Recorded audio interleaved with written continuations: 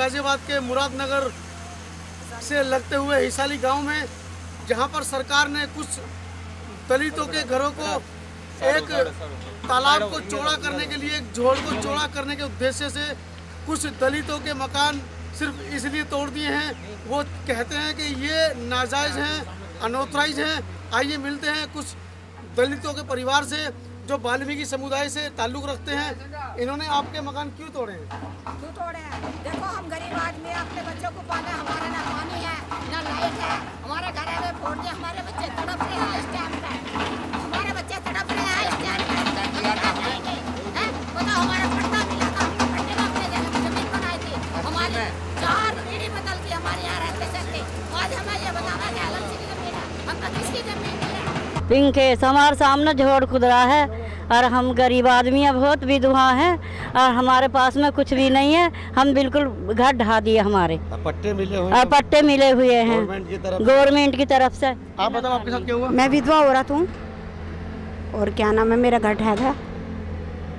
ये जो पीछे घर टूटा हुआ है, ये आपका है? हाँ, ये घर। तो इसके कागज हैं आपके पास? हाँ।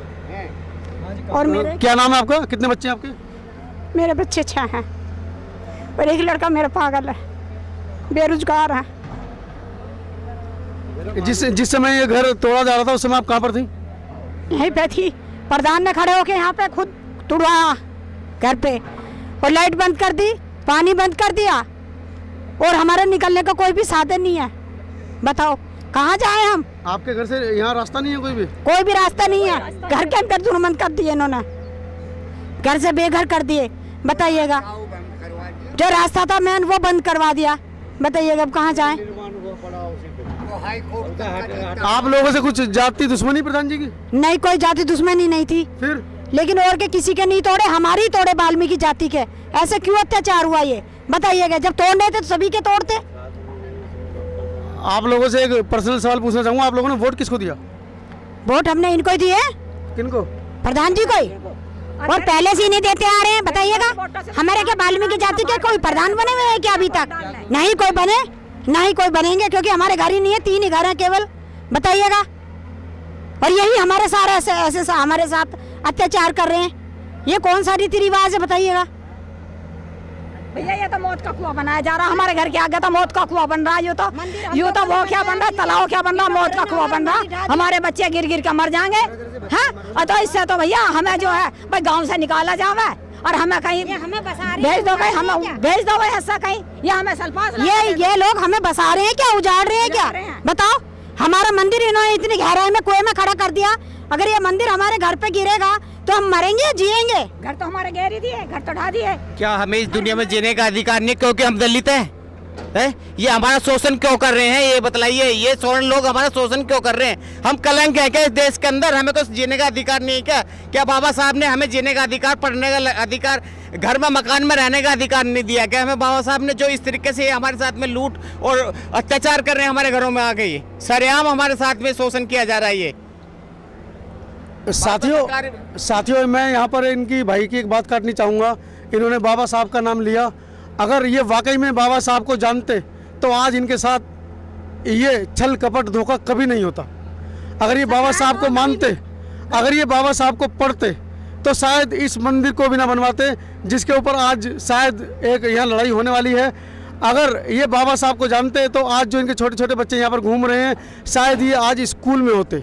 साथियों, हिसाली गांव से हमारे साथ बाबा रोहतास जी हैं, जिन्होंने जीवन भर नेक कमाई से एक एक पैसा जोड़कर परिवार को पालते हुए, परिवार का भरण पोषण करते हुए ये एक मंदिर अपने समाज को दिया, वाल्मीकि समाज को।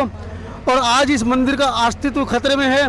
आप देखेंगे मेरे सीधे हाथ की तरफ, इधर एक जो सफाई कार्य चल रहा है, पूरा का पूरा जोड़ काट दिया गया है और ये मंदिर कभी भी तहस नहस होकर खड़खड़ाकर गिर सकता है। ये मंदिर आपने क्या सोचकर बनाया था बाबा? बाबा, मैंने तो गुरु का स्थान बनाया, मत्था टेकने के लिए जी। बस मैंने तो गुरु का स्थान बनाया, मत्था टेकने के लिए। गुरु तेरा नाम है। बिल्कुल, गुरु तेरा नाम है। तेने सृष्टि का उत्पादन कराया। 60,000 वर्ष पहले रामायण लिख दी तेने, ऐसा भी होना है। बाबू जी, मैं तो उनकी चेक करना जी। ये बात है जी। अब आपको कैसा लग रहा है? मंदिर के सामने बुलडोजर चल रहा है और आपको रात भर नींद आ रही है, नहीं आ रही है? ना जी, रात भर बैठा रहूँ, गुरु के आगे हाथ जोड़ रहा हूँ। गुरु जो तुम कर रहे हो, जो हो रहा काम कर रहा, जो भी प्रधान न खड़े हो कहीं कोई आज तक भर दी आई हो और नीचे 10 फुट गहरा तड़ा है, हाँ खोद दिया आई हो। अच्छा, ये आज ही भरा गया है? हाँ कल भर गए हैं सच्चोपदेशी। अच्छा हाँ कल भर गए जी।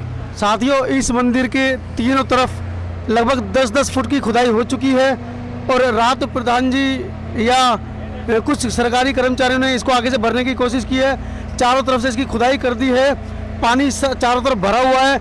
ये मंदिर कभी भी भरभरा कर गिर सकता है। और हमारे बाबा रोहतास जी ने जो अभी सूचना दी कि मंदिर के बिल्कुल सामने आप देखेंगे पब्लिक खड़ी है, यहाँ पर पूरे में खुदाई 10 फुट गहरी तक रात हो चुकी थी, कल हो चुकी थी। ये सुबह से यहाँ पर मिट्टी दोबारा भरी गई है, जिससे कि ये मामला ज़्यादा तूल ना पकड़े, लेकिन मामला तो तूल पकड़ेगा, क्योंकि ये दलितों के साथ उच्च स्वर्ण जाति की एक लड़ाई है जो फिलहाल सत्ता में आ चुकी बीजेपी सरकार के द्वारा दलित विरोधी कार्य किए जा रहे हैं। अभी जैसा हमारी एक बहन ने बताया कि हमने इन्हें वोट दिया और इन्होंने हमें खोट दिया। वोट और नोट की राजनीति इस भारत में तब तक चलती रहेगी जब तक ये जातियां एक नहीं होंगी। हमारे बाबा जी ने बताया इन्होंने एक गुरु का स्थान बनाया।